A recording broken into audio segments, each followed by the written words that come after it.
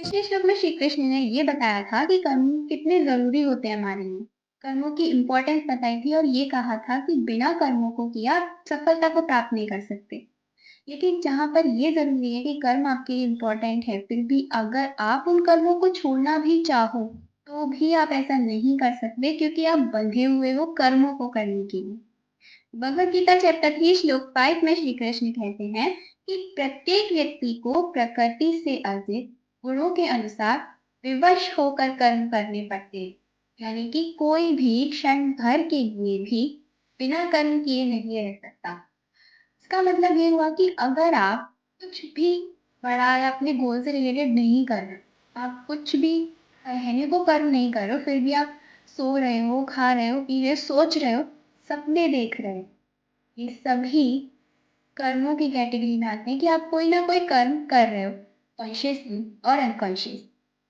इसीलिए श्री कृष्ण कहते हैं कि कोई भी व्यक्ति ऐसा है ही नहीं जो कर्मों से मुक्त होने के लिए कर्म ही छोड़। ऐसा हो ही नहीं सकता। जो आपके पूर्व जन्म के कर्म होते हैं, उससे आपके संस्कार बनते हैं और वो आपको खींच के कर्मों में लगाते हैं, चाहे फिर वो किसी भी प्रकार का कर्म। तो अगर कर्मों से मुक्त होना है तो कर्म तो नहीं छोड़ सकते आप, ये बात तो इस श्लोक से तय होगी। फिर आखिर हम करें क्या कि हम कर्मों से मुक्त हो जाएं? उसके लिए भी श्री कृष्ण आगे समझाते हैं और पहले भी उन्होंने समझाया। सबसे बड़ी चीजें हम दो कर सकते हैं। सबसे पहले तो ये कि जो भी हम कर्म करें उसमें कर्तापन का त्याग कर दें कि ये मैंने किया।